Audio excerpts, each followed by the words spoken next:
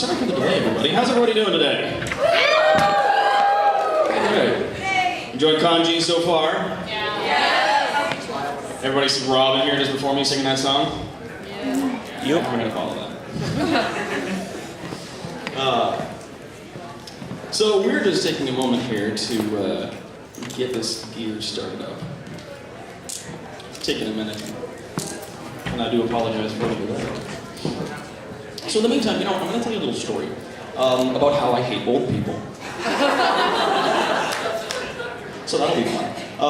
Here's the thing. Back when I first started becoming a villain, and I had just gotten on to the idea, I was thinking to myself, like, where am I going to start my evil doings and whatnot? And I was out at the bank, in line, trying to get my rent check. And I felt like, I was feeling really good. It was a good day. And I'm like, yeah, I'm going to try to do my first evil thing today. It's going to be great. And I'm standing there, and there's a woman in front of me, and two tellers, and one person's being helped with the teller, and the other person's just leaving. And I noticed about 5 minutes earlier, this old woman comes in. And she comes over to some seats that are way off to the side, and she's moving real slow. So I'm like, okay, she's just gonna take a rest, right? That's fine. Whatever. The second this one woman finishes with the teller and she goes to leave, the lady in front of me goes to step up, and this old lady, like lightning, jumps out of her seat and scuttles across the room, slides right in front. And of course, everybody's just like, oh, well, I guess, because, she's an old lady, like, can't do anything about that. I step forward and I go, excuse me, and she turns to me like she doesn't know where she is. And I love it, like, when they get caught red-handed in something, they play the I'm old and don't know where I am card. And she turns around and she's like, oh, what, what's going on? And I said, is this woman processing something for you? Like, do you have an appointment? And she's like, no. And I'm like, okay, well, you might want to get some better glasses, because the back of the line's over there. And there was just this silence, like somebody said something really nasty at the dinner table, and everyone's still trying to eat. And so she gives in, and as she's scuttling by, and she's about yay high, and as she's scuttling by, she looks up at me and she mumbles things I'm not going to repeat, because this is not an 18+ panel. And I thought, like, yes, now's my time to be the bad guy. I'm going to start with this old lady. And so she goes by and she drops a word, and I just lean in close to her and I give her a smile and I say, lady, if it was up to me. It works? Behind you, it's on. No, it's not good. That's not the background, though. That is. Finish the story. So, yeah, I get the climax of the story, and I'm like, that's it. I'm done. Have a good day. No, so I lean into her, and I give her this smile, and I'm like, yay, from this old lady. And I go, lady, if it was up to me, I'd have you ground into sausage and fed to the pigs the moment you couldn't pull your own wretched weight. And she just went... And then moved to the back of the line, and inside I was like, yes. But outside I was very cool and collected and calm. And the teller gave me this nod like... Like, don't get me wrong, I like when people get old, they get to be two ways. One is they get to be like wise and they've been hardened by life in a sense. They've seen a lot of things, but it hasn't jaded them. They know things, and there's like a sense of calm about them, which I really like. And then there's the other kind of old people, which are feeling self-entitled for the fact that they are old, and it's like this big achievement that they've lasted this long. It used to be, though, like back in the day, because they're like, oh, respect your elders. And I'm like, yeah, I got that back in like the 1500s, when if you lived to be 80, you were a boss. Like anybody who lived to be old and gray was like standing there, either that guy was a wicked boss, or he was just really clever and managed to avoid all the dangerous things in life. But people never really got to be that old because it was just dangerous living back then.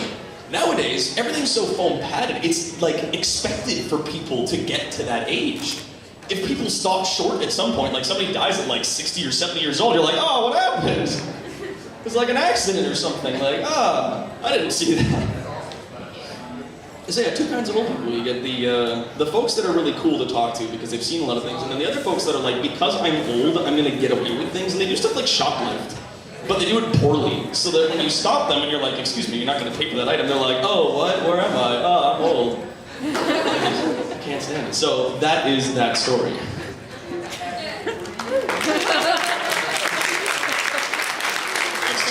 hatred of the Sorry again for the way you should just kind of wait for this stuff to... Oh, look at that, screen's up. You gonna get the laptop? Can I get like a control? Okay, cool. I'm actually gonna make a super extended keyboard. Cool. Alright, so I'm gonna close this.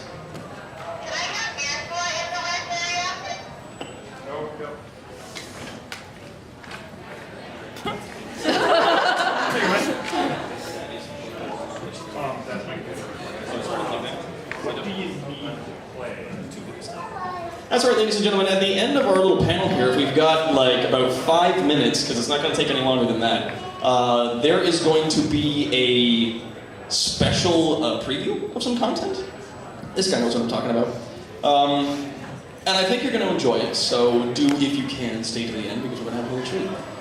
So welcome, everybody, to our panel, Evil 301, spacebar, Building an Evil Empire. Now, this is a continuation of what we've done over the last 2 years, Evil 101 and Evil 201, and we are just taking it to the next level. So, welcome to Evil 301, the Evil Empire. Over the past 2 years, we've been informing our audiences on what makes a villain and how to deal with the day-to-day tropes of being a supervillain, from managing your lair to thwarting the forces of justice, and the selection of what kind of minions you want to employ. This year, we're going to be talking about all of these concepts and bring them onto the next level. In this presentation, we will show you how to run your own empire, manage your resources, and defend against outside attacks. The materials covered here can be applied to assist in running an empire as small as a single base to the entire world. Now, before we begin, please turn off all of your cell phones, pagers, electronic devices, pacemakers, and bazookas, and please save questions until the end because nobody likes to watch us smoldering. Except for maybe me. So, things we're going to cover today, we're going to do a quick review of our previous courses. We're going to talk about things like where you can put your evil base, locations that are prime, resources like power and materials, building structure tips, and defense tips. So to start off, in Evil 101, we really just covered a lot of the basics. Like, this is street-level villain stuff here. So we covered things like creating your own identity, figuring out what kind of villain you want to be, if you want to be like the knight in black armor, or if you want to be a super scientist or some such. Entirely up to you. Then choosing a name and a theme, because you don't, I don't know, it's kind of, it's not against the rules, but it's frowned upon if a villain is wandering around, say, in large black knight armor and carrying a ray gun. Mix and matching is not, like, great. So, we talked about alignments, setting up your base of operations, so that's just getting started on that. Gathering minions and followers, basics of plotting, just some basic ideas for that, different kinds of weaponry you can use, making an entrance, evil laughter, and knowing your enemies. Now, in Evil 201, Advanced Treachery, we kind of trimmed it down a bit to just minion training, layer maintenance, and fighting off the forces of justice. If anybody was here for that panel last year, you got to see me take a bat to the face. That was fun. So, first thing we're going to talk about here in this panel is the location of your base. As we talked about Evil 101, presentation, having a prime location is key towards your future operations. Although you will have to start thinking beyond your basement apartment, you will have to start considering some of the following options. Things like remote locations, urban environments, underground and underwater and space environments, and, of course, flying or mobile fortresses, which are a personal favorite of mine. Yeah, Howl's Moving Castle? Okay. How was he not a bad guy? How much things did he wreck in that movie? Watch it again! So some of the things about remote locations. The general benefits are usually equal to the drawbacks because they're usually the same thing. Having your base out in the middle of nowhere and the different kinds of environments can be great. It can also be terrible for the same reasons that it's great, as per this highly scientific chart. So things about remote locations. Pro you should be looking at is no one's around to hear them scream. A con, though, is no one's around to hear you scream. That's a problem. Wildlife and weather can be used to protect your base, but also the wildlife and weather can be used to kill you if you're not careful. The base is hard to find. The base is hard to find. Like, it's really embarrassing if you're wandering through the jungle with, like, your little beeper, like, clicking on it, like, God, where did I put the entrance? Where did I... It's one of these trees somewhere. Like, you watch The Princess Bride and he's trying to get into the pit, and he's like, it's one of these trees. That's like a knot on one, I can never find it. Like, and he owns the place. Pro, no one's around to bother you. Con, there's no one really around for you to bother. There's not a whole lot of people for you to terrorize in your immediate vicinity. Not having to pay for power and other luxuries is great, but the backside being having to make your own power and other luxuries. You can't just tap into an already created grid. There isn't a subway down the street for you to go get a sandwich if you're getting peckish. Like, you need to forge and make your own stuff. Or have it brought in. That's expensive. So, we're going to talk about specifically building a base in the desert. Oh, look at that, it's a desert. So the pros of things, you got lots of sun and wind for generating power. And that's great, because that's like a free and easy source of energy. And it's easy to expand because you're not going to run into neighbors like anytime soon, other than more sand. The cons you're going to be running into, though, water and other resources are extraordinarily hard to find. Terrain is hard to build on, and the temperature fluctuates wildly because if you've been to places like the Sahara, it gets upwards to like 40 in the day and then negative 20 at night. Because there's nothing there to hold the heat in. So when the sun goes down, it just freezes. It's crazy. So the next one we have here is building a base in the jungle. Not my favorite, but pros are going to be looking at things like there's lots of resources, lots of trees, animals, water, minerals. You're going to find a lot of things to use in a forest environment. There's going to be plenty of camouflage. Like I said, having a base out in the middle of the brush like that, you need to get really close to it before you can see it. Even larger structures. It's great for minion training. There was an occasion, I think, where we had a base in the middle of the jungle and you just drive the minions to the edge of the jungle and you're like, okay, here's your coordinates. Go get them, champ. See you at dinner. See if they make it. Cons, though, you're looking at things like dangerous wildlife. Sumatran tigers might be a problem in certain parts of the world, and that's just a mess when you're starting to lose staff members out in the woods when they're going to get water to some of the local bad things. Now up next we have a frozen wasteland, my personal favorite. Just the theme of it, like the feel. Having a castle or a structure or something like that in the middle of the frozen wasteland is 2 tons of fun, at least for me, because I like the winter. Now pros, you're looking at plenty of water. Easy to go get some water. Lots of coolant if you're running a reactor. If you've got like a nuclear reactor or something like that causing your power generation, like we discussed, you need to generate your own power. You can literally just vent that stuff outside, because it's freezing out there. Cons you'll get though, it's cold. Like, the one thing I like about winter is also the worst thing about winter, is that if you don't dress properly, it'll kill you.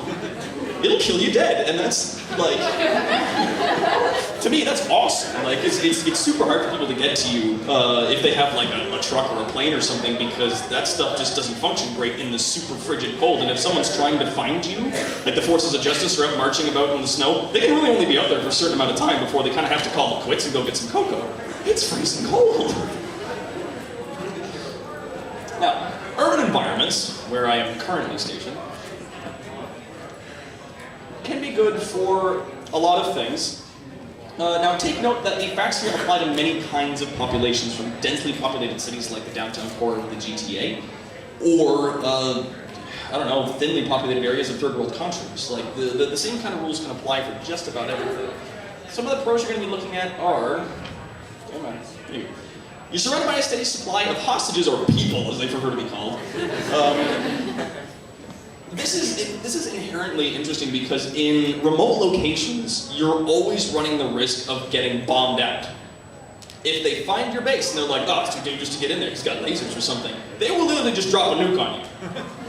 They don't care, it's like woods. They're willing to sacrifice a section of those woods in order to get rid of you, depending on how dangerous you are. Doubly so if it's in the desert. They just make a glass parking lot, they don't care.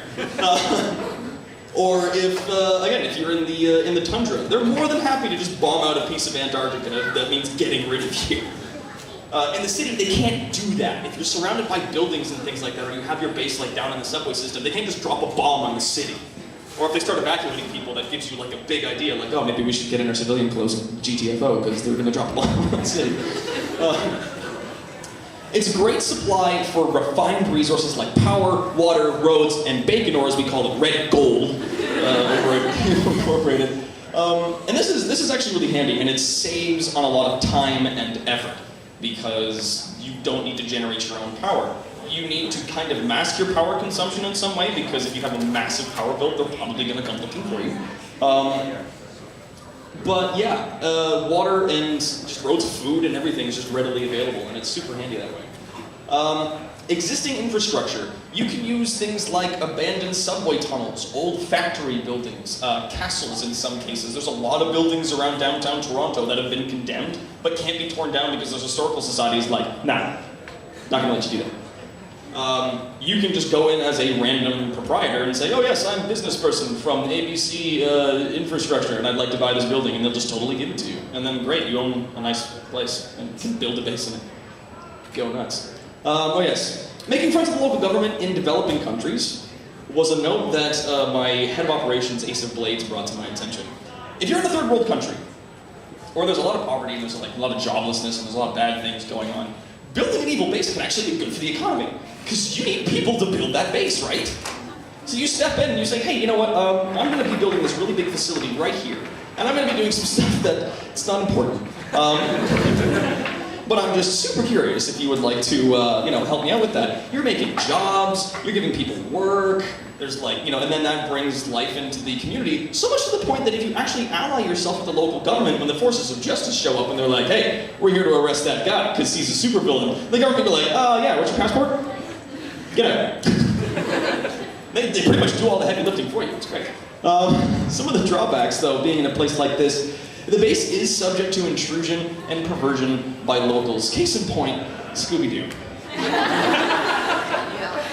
Nosy friggin' teenagers are like the bane of my existence, and it's awful.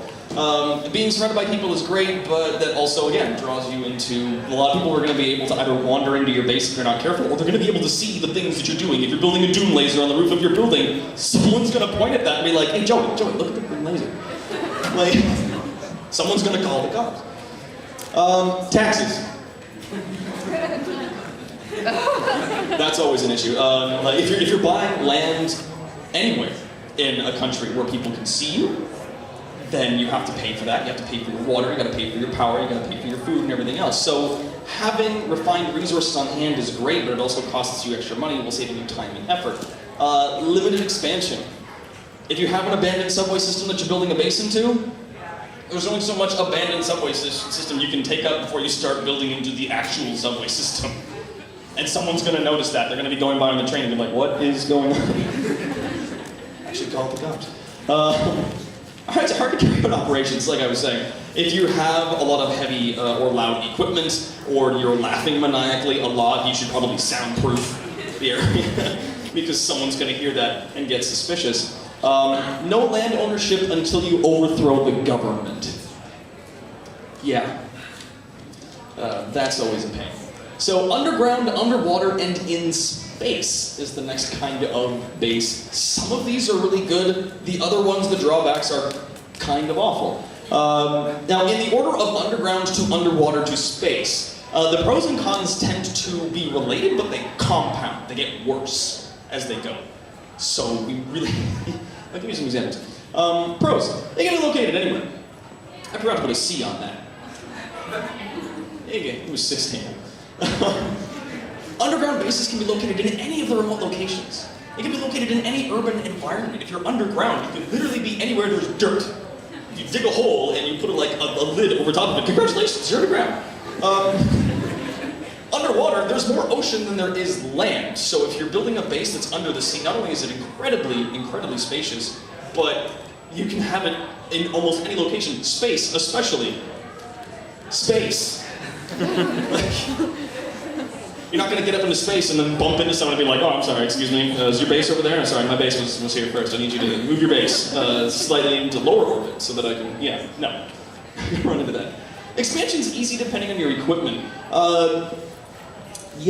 Again, it gets worse as it goes. If you're underground, the way you expand, boring equipment, you drill out. If you're underwater, you need to have a team of people building more domes and flushing the water out. If you're in space, that's just a pain. Because you gotta rocket stuff up there and then build things up in space. How long have they been building the space station? Like 10 years? Is it done? No! It's not done. Prime example, that's being built by the government, so I don't know how much that'll tell you. Ordnance cover is great depending on your location. Being underground, if you're like, easy number, 20 stories underground, and you have decent shielding on the top of your base, you can take a direct hit from a nuclear warhead and be fine. You might need a new door, but but you're fine. And so they can't bomb you out if you're in a situation like that. So if you're going to be building your base out in the woods somewhere, instead of having a big castle, you can have a castle with a little hole that goes really far down. And then you have your base there. Underwater is the same thing. It's kind of hard to get to somebody who's like 2,000 leagues under the sea. It's just problematic. And in space, you're kind of an easy target, but if you have the right kind of equipment, and we'll get into that later, you can still defend yourself. Now, there's another thing. You're not subject to weather, especially if you're building an underground base in, say, the Arctic, or somewhere incredibly cold. You don't need to heat it quite so much as if it was a standing structure. So you save on things like that. You're not subject to the weather around you. Now, drawbacks are things like air is actually kind of hard to get.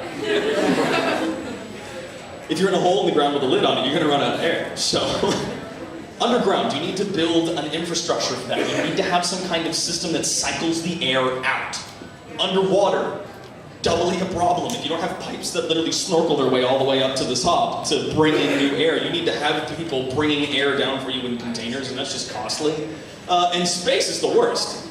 If you're in space, like just having the luxury of breathing is a taxing thing. So is everything else. The same problem you're having with air is the same problem you're going to have with everything else, like clean water, food, and other resources, or having any of your equipment delivered to you if you're in space is such an hassle. It's bad on minion morale. Not having windows kind of sucks for people.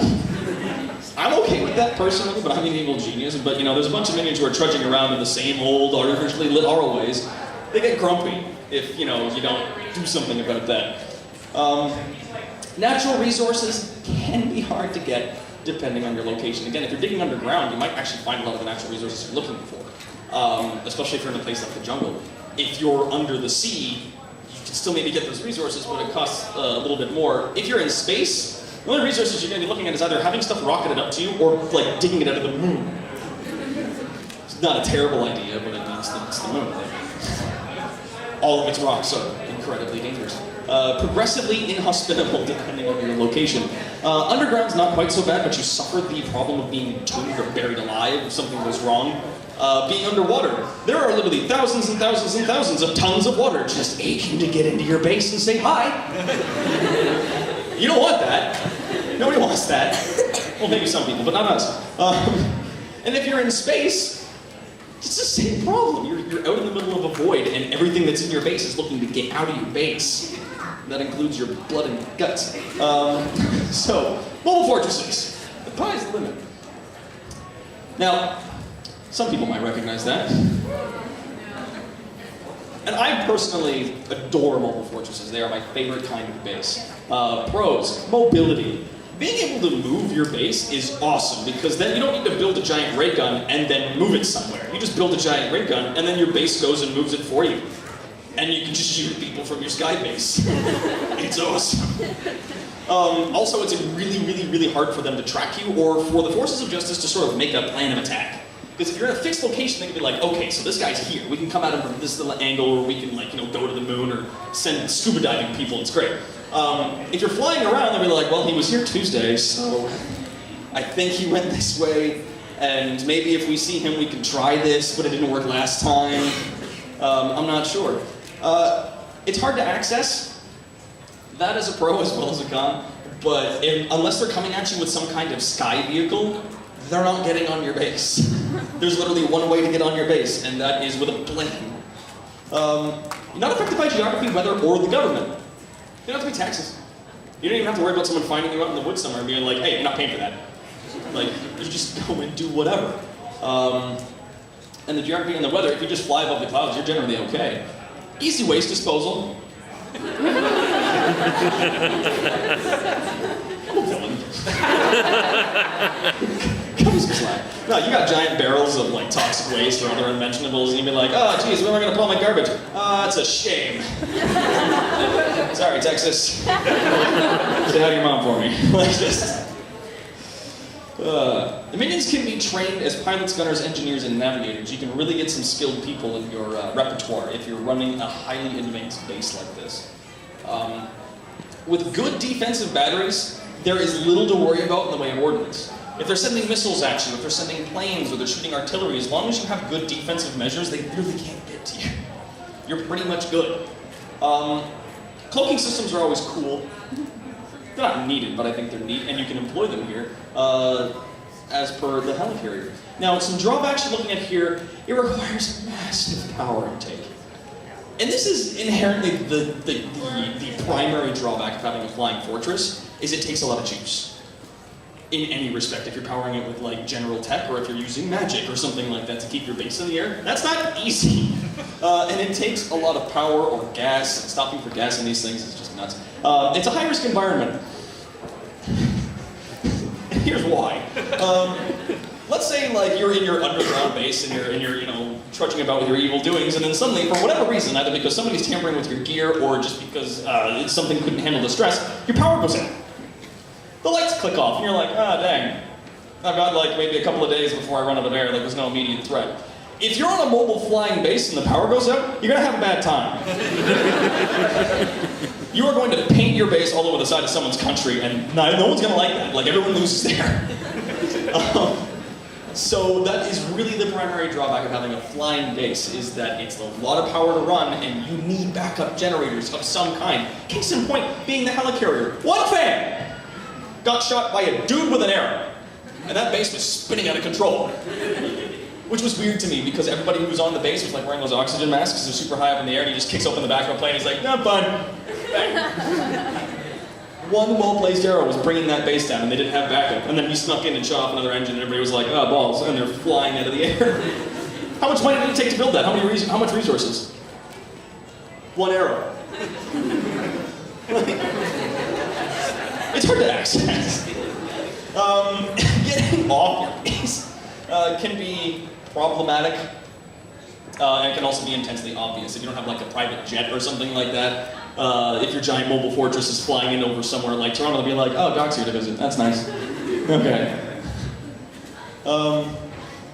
And yes, as I put in flying castle. Flying castle would be my favorite. Now, resources are things like the power and the raw materials. We're just going to be going over some basic tips. Refined materials as well. Now, for power, yeah, there you go. Systems that generate high output typically come with high risk and waste. The more energy that you're pumping out of a particular kind of thing, like if you're going from nuclear reactors up to fusion reactors, I got a reactor that runs on cosmic radiation, like that's not dangerous. You're gonna have a high risk. Like nuclear reactors can go critical. Fusion reactors can literally explode and just like erase a little piece of the Earth, and that's great. Case in point, Spider-Man 2. Dr. Octopus building that machine, and he was just like, I'm gonna build a small sun, and it's gonna be a power generator. And someone was like, yeah, but maybe, don't do that. Like, we have coal, we can still, there are other ways, please.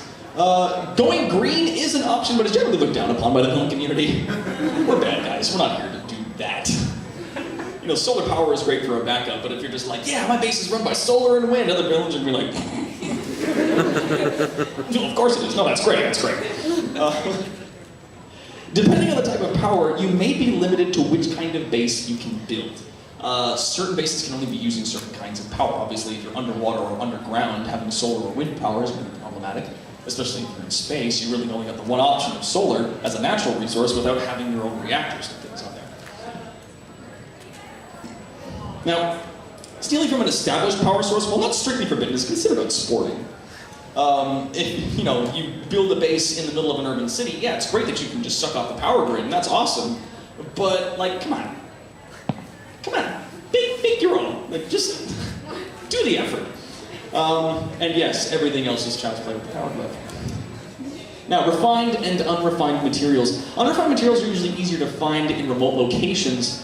Unrefined materials can also be good if you have the equipment to process them. If you find yourself with an abundance of things like ore or wood or things like that, it's not going to be any good to you unless you have like a smelter or a sawmill or something to process those resources. Refined materials can save you time, but it costs you money. Getting your hands on a lot of raw ore is great. Getting your hands on refined girders and things like that's going to cost you extra money, but someone else is doing the extra work for you, so, it's a trade-off. Delicate materials like laser parts. Difficult to ship, so you may want to consider building your own. Don't just get your stuff shipped into you. Because I tell you, like, UPS, they don't care. Getting more into structure, there's tips on where to put some things in your base, and we're going to get right into body disposal. Because I tell you, if you're a villain and you have a base, the first thing you're going to want to look into, before you build a room for people to sleep or use the bathroom, the first thing you're going to build is body disposal. Because that is going to be your first problem. Before someone needs to take a leak, someone's going to die. That's just the kind of occupation. Popular kinds of body disposal are things like a body fridge. It's my personal favorite. Chemical vats, and an incinerator. Generally, you want to keep it indoors, but near the entrance. And here's why. If somebody dies in your base, you just carry them to the entrance. If somebody dies out of your base, you carry them to the entrance. And it's kind of a middle ground there, so you're not having to do a lot of legwork because it's really kind of damaging the minion morale if some guy's kind of trudging around with a body bag and everybody's like, Or he's walking by with several body bags and people are like, I quit. And here's another thing, if you have it near the entrance and say you kidnap somebody who's spying on your base or something, it's great intimidation factor to just be like, oh, hello, welcome to my evil lair, there's my body fridge. Those are all corpses hanging in there. You can guess just by counting how many people didn't make it out alive.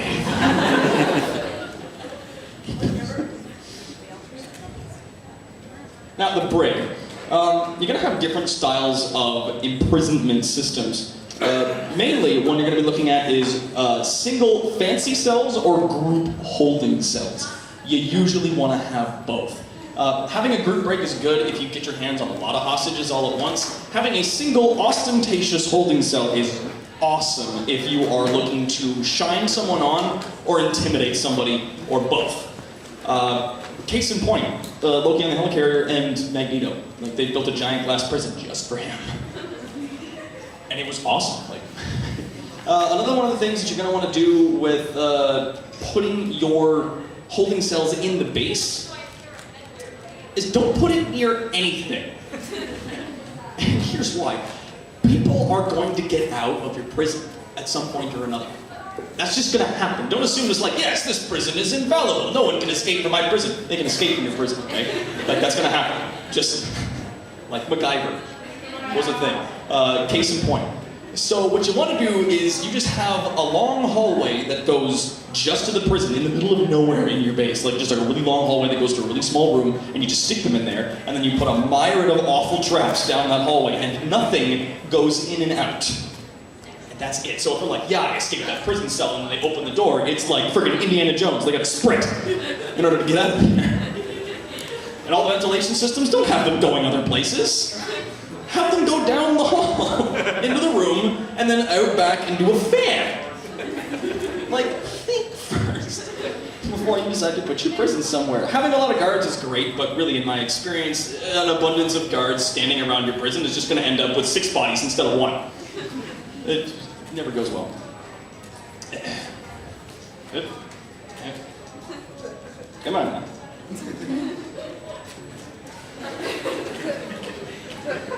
The forces of justice strike again. There we go. That's the thing. I'm going to talk about that for a quick second. In any of your schemes, any of your best laid plans, no matter how many times you rehearse and you check your equipment and you double check it, the wheels are going to come off at some point. Prepare for that. I'm just an intern. No, it's fine. I'm not talking about you specifically. No, we've got wonderful technical backstage. They're doing a bang-up job. But there's going to be a point where you double-checked and triple-checked your death laser, and then you get out there and you're like, yes, and you turn it on, and then you forgot that it takes like 6 minutes to warm up, and you're like, oh, balls. And a bunch of people are pointing guns at you, you're like, yeah, could you just wait? If you could just wait for a minute while the power's up. Or it's going to jam or something, it's always a problem. Now, next up though, we have loot storage. So, you have generally 2 options when you're storing your ill-gotten gains, and we're talking about things like golden bars, fancy paintings, interesting tech pieces, vases, just fancy stuff that you can steal or deface. You got keeping it all in one vault, like so, or spreading it over the base. And I literally couldn't find a picture for that. I went all over the place to try to find someone spreading the wealth, and I couldn't find it. Yeah, so you can either keep it all in one place, or you can spread it over the base. There's pros and cons really to both of these. Keeping it all in one vault is great because all of your ill-gotten gains are in a centralized area. You can put a lot of security on that, and you can make sure that nobody gets in or out. Everything's safe. The drawback is everything you have is in one spot. So if someone gets to it, they really just can just pick and choose between all the things that they want to take from you. Or take back, rather. Spreading it out over your base, like if you get a whole bunch of like fancy paintings, you steal a Mona Lisa or something, hang it up in the hallway. It's great for minion morale, and it's also, if someone decides that they want to take that, then they can really only get that. There's nothing else just lying about, at least within the immediate vicinity. Now next though, we're going to be talking about defenses. How to defend your fancy base. So, now that you've built your really fancy base and you have either underground or a sky fortress or something like that, someone is going to, like, and here's a metaphor. You ever build a sandcastle? You go to the beach and you spend like all afternoon out there with like a sun hat on, you got your sunscreen, and you got your hands in the sand, and you build a really big, awesome sandcastle, and then somebody, either some jerk or some family member jerk, walks over and it's just like, oh, that's nice, and they kick it over. It takes years to put together a really nice facility, and it takes a span of 5 minutes for some jerk-off to get in there and ruin it. So you're going to want to put up some defenses. Now, there are several easy ways to defend your base against outside attacks, and these are just some suggestions. Really, this can go on for like ages and ages. First one being artillery. Get out the big guns. It's going to be really discouraging for people to try to get close to your base if you have like 50 millimeter or like 50-inch shells or something like that. You're just like blowing off like half of the frozen tundra or something, and the guy's like, yeah, maybe I don't want to walk over there. Big guns are always fun. It's also handy if you've got a sky fortress because then you can shoot at other planes that are coming at you. Having anti-air gear on an air base is not wrong. Another thing, monsters. Like my fish Batman. He has a mustache and he's happy about that. Monsters can be really handy because, well, at least depending on the kind of monster, they're probably going to be like an outside dog. This is if you have a base in a remote area, like if you have your base out in the jungle or out in the tundra or the desert. Having giant yetis or big like monstrosities trudging around is not only great for keeping random wandering people out of the way, but it's terrifying for someone to try to sneak in and find your base if your woods are infested with fish Batman. That's just scary. At least I hope they were. Robots are in some ways better version of this. Getting good robots can be really difficult. It's super kind of easy for people to fool a robot and to get around it by messing with programming. But they work for nearly every setting because robots can do things like fly and shoot lasers and blow up and, you know, be mass-produced. And not wreck your things if you have them inside. Nobody's pooping on the carpet, that's always fun. Shields. Not all of your defenses need to be offensive. Having a good shield tech is, like, pivotal in keeping your base intact, especially if somebody's going to be sending a lot of big missiles at you, and you don't want to waste resources trying to knock them off. You're in your flying fortress, say, and someone shoots, like, a whole bunch of anti-air shells at you. You just be like, yeah, no shield. You ever do that in a conversation? You just end the conversation, someone's yelling at you, be like, shield. That's what that's like. Only it's awesome because there's explosions in a shield.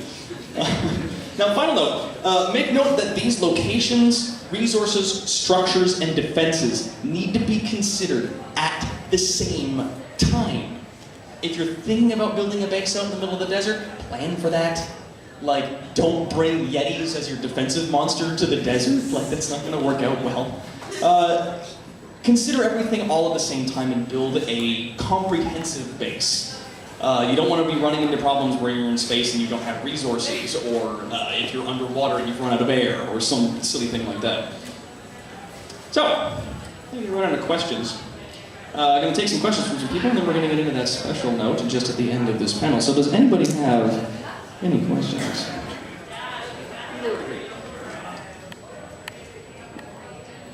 Yeah. Yes. About your note about the the single fancy-looking cell, you chose to reference Loki and Magneto. Do you feel that there's a pattern in the fact that almost all of those situations in common media end in escapes and death? Yes. But here's the thing, it's not easy for them to get out of there, whereas if it was a standard cell in like a large prison, then they'd be like, yeah, okay, then you can just get out of here, because there's like, what, iron bars in the way? And that's not going to stop a lot of supervillains or superheroes. If you put them in a large fancy cell, ant, boot, they're going to be stuck in there until you let them out, or until something else happens that lets them out. Case in point, Magneto couldn't get out until he got somebody to give him iron through somebody's blood. Awesome! Best death. And Loki couldn't get out of that cage until he had his people come in and wreck the helicarrier, kill the power, so he could kick the door open. And then trap his stupid brother in there. He'll always fall for that. And then how well did it work for Thor, though? Right? Because he's stuck in there and he's just like, oh, I can't get out of here or else these things are going to kick me. He's like, yeah, see you later. Off he goes. Turn that stuff right around. And that's actually a problem. If you're building really advanced equipment for keeping people in there, don't get stuck. Don't have them trap you in your own silly prison. Because that's embarrassing. All right, anybody else? Yes, you in the front here. What is this? This lovely contraption over to my right is something I call the atomic dismemberment array. And I'm going to get into a really, really brief explanation of this. Trying to explain this as fast as I can. This little thing here is a very, very small cosmic ray reactor that powers the gun. And what the gun does is it bonds neutrons with electrons, as opposed to bonding them with protons. It creates inverted mesons, which give off an inverted wave signature for the nuclear force in an atom. If you shoot it at stuff, the atoms literally explode. It's awesome. Like, well, they don't necessarily explode, but here's the thing. Laws of attraction. Opposites are attracted, like-charged things are repelled, right? So why is it that all the protons, positively charged particles, are crumpled together inside of an atom? There's an energy field that exists just around them that's actually produced by the nucleus itself called nuclear force. And that energy is a wave signature. If you can bombard it with an opposing wave signature, it cancels it out, and there's nothing holding those protons together anymore. They shove away from each other. You reduce anything to like hydrogen, and then the byproduct is usually a little bit of plasma, which ignites that, so stuff just blows up. And it can go through literally anything that is built from atoms. Because every atom shares the same signature nuclear force. Who followed that? Show of hands. Okay, sweet. I was like, I'm trying to explain. Hey, any other questions? Yes. Hi, nice to meet you. Nice to meet you as well. My question's about the body disposal. Yes. Wouldn't it make more sense to just pull Walter White and decompose the bodies with hydrofluoric acid? Yeah, those are the chemical baths. Yeah, no, and that's really handy. So the drawback of having something like a body fridge, which is great for intimidation, is it fills up really quickly in some situations. You have like 50 guys jumping your base, and you're like, oh dang. When they're dead and a whole bunch of your minions are dead, you're like, oh, I'm gonna need another freezer. Except use plastic containers, right? And not a bath, hopefully. No, of course not. Yeah, no, if you get the proper, yeah, that's a drawback to having the chemical baths. You get proper containment and ventilation, because if you drop a body into a vat of acid or something, it's gonna smell. Incinerators are also great for that kind of stuff, but you're running into the same problem. There's less intimidation factor for that than there is having literally a bunch of corpses hanging on display. And next question. I saw one possible solution for the body bag, body fridge fill up is just feed it to monsters if you have it. You know, that's the thing. If you have a whole bunch of monsters, and that's actually a very good point, if you have a bunch of monsters patrolling your base and they eat people, and you really want them to eat people if they're patrolling your base, because then why do you have them there? Like, oh no, they're all herbivores. I have a bunch of herbivores patrolling my base. Yeah, no, you have a full body fridge. Great, that's a bunch of mansicles you can feed to all of your monsters. Problem solved. That's actually a very good point. Anybody else? Questions? You in the back with the purple. Yeah.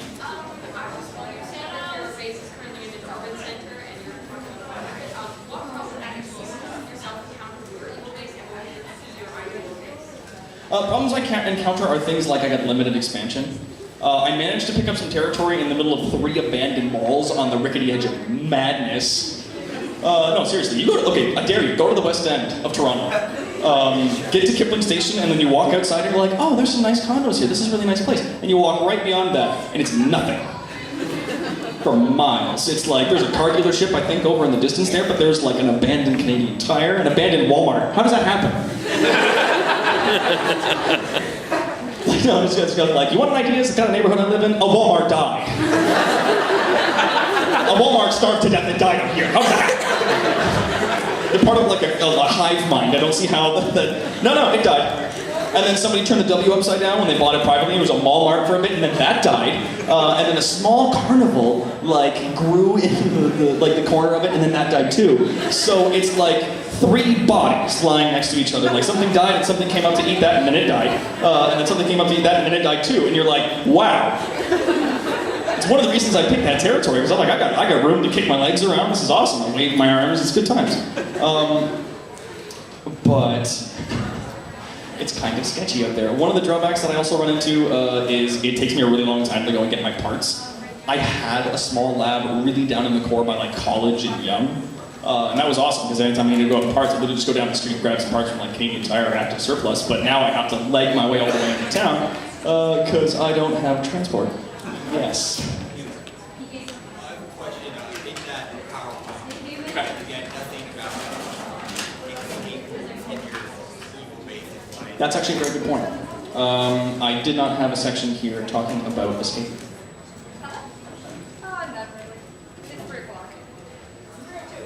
Okay, so I'm going to answer this question, and then we are going to show 2 little quick videos, and then we're going to get out of your face. How's that sound? Awesome. Okay, so escape routes. Depending on the location that you're in, can be as big and ostentatious as you want. Like literally, if you're in a great big glass tower and someone bursts into your office and they're just like, stop, I've come to bring justice to you. You turn around to them and say something like, you can run but you can't glide, and then leap out the window and a glider opens up. And then you laugh as you fly away and they're just like, oh, fuck. Got me again. Having your chair just disappear halfway, like, okay, and here's the thing. The reason that villains monologue when they've got a hero trapped somewhere is because we have the luxury of doing that. If a hero kicks in your door and he's like, I'm here to serve you a tall, frosty glass of justice, and I'm just like, halfway through him saying that, I'm like, disappearing behind my desk, he's like, wait, justice, no, get back, no. He's gone. Like, that's fantastic, and you can have like, and that little pit that goes in the ground can go anywhere. It can go into a ball pit, it can go to a shark tank, like, you can have it launch into space, a la Dr. Evil, like, really, planning an escape route into your base can be sometimes just as fun as planning the base yourself. I've been in a situation where I've been sitting at my desk going like, oh, I hope someone gets here. Despite the fact I've got all these defenses and I've got this really great infrastructure set up, I hope someone gets past them. And if they get in here, oh, it's gonna be good. So, now we've got 2 little notes here to show off really quickly. Each of them is only like 30 seconds, so you don't need to worry. The first is, as some of you who were here for Evil 101 and Evil 201, and I understand that's not a valid naming system, but I make the rules here, you would have noticed that I had an associate with me, a head of operations, Ace of Blades, who is giving me a hand. He is currently not here able to help me because he has decided to head on out. So I've decided to give him a bit of a farewell video, and who's interested in seeing that? All right. Let me just go get that on.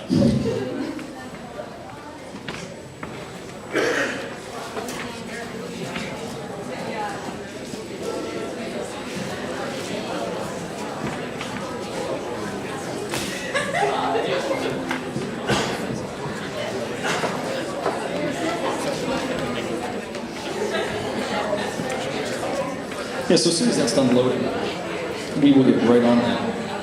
Oh, come on, Mike. Don't be like that. Don't be like that. Here we go.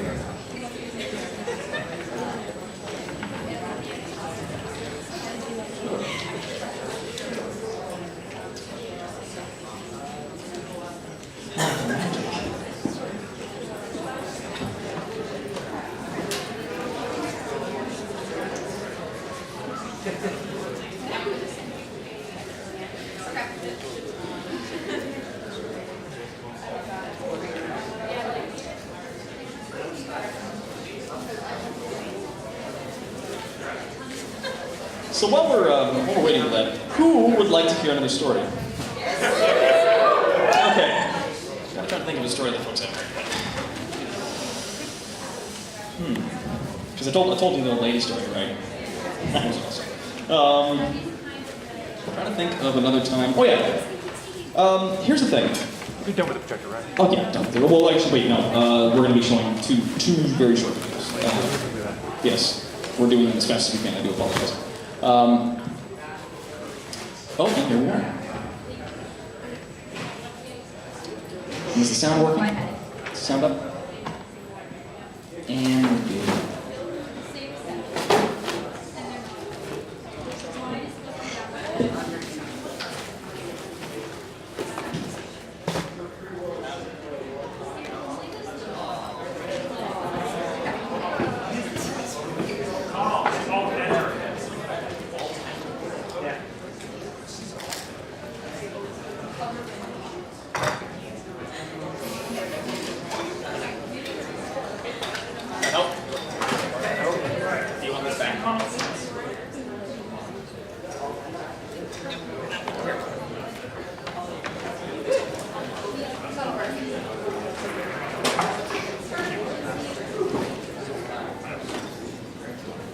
Sorry about the wait, folks.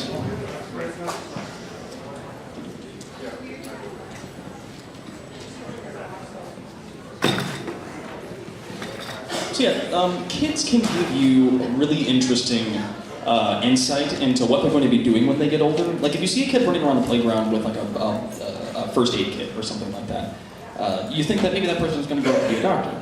Or if someone's really good at sports, maybe he's going to be a professional athlete. Or if they run around and light things on fire, maybe they'll be a serial arsonist, I don't know. Small things, little hints, as to what they might be when they grow up.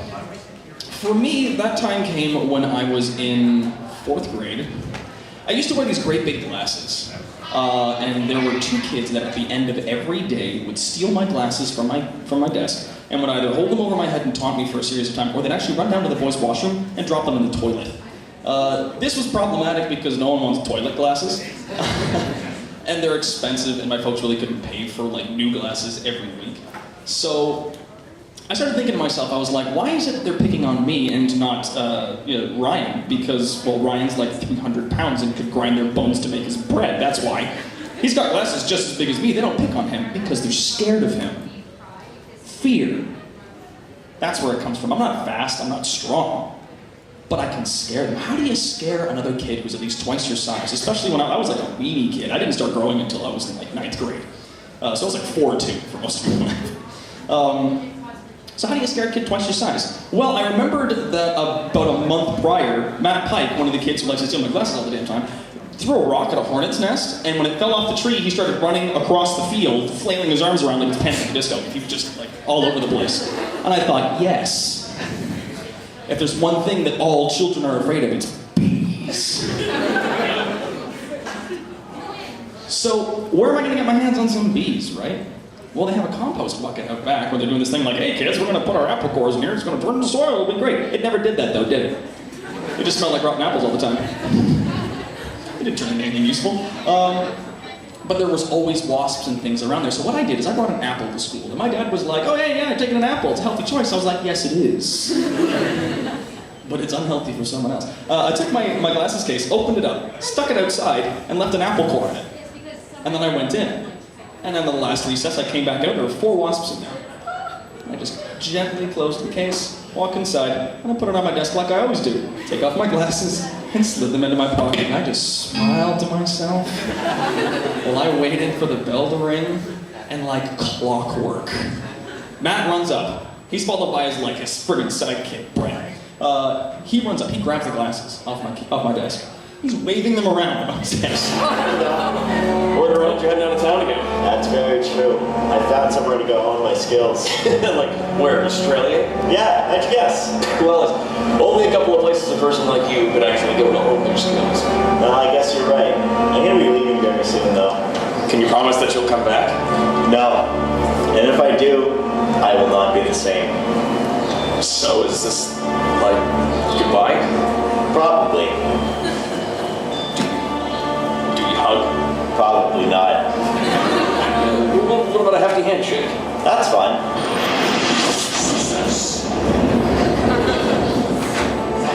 So, who do I replace you with? I don't know. But whoever you do decide on, I'll probably kill them when I come back. That's fair. Yeah. Here, you'll know when to use this. Goodbye. It's a pen. Like, ace?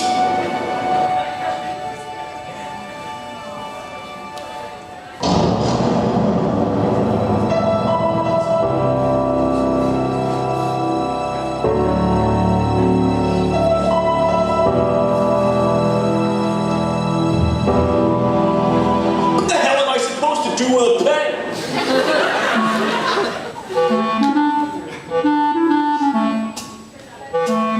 So that was Ace.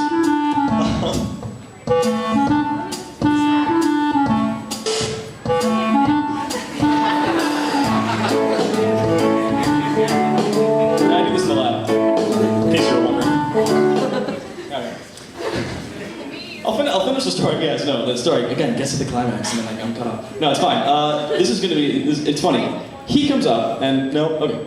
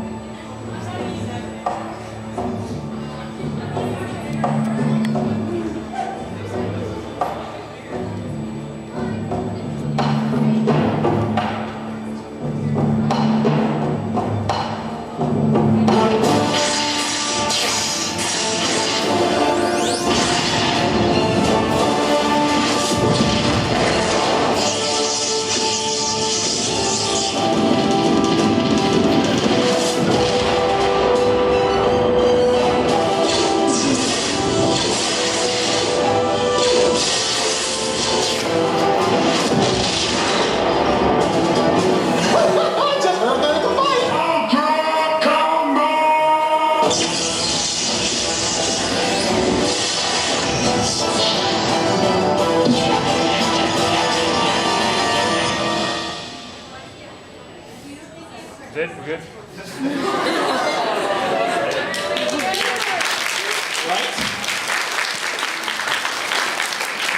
Alright, so I'm going to quickly finish telling that story and then I'll get out of here so that the next week can get up.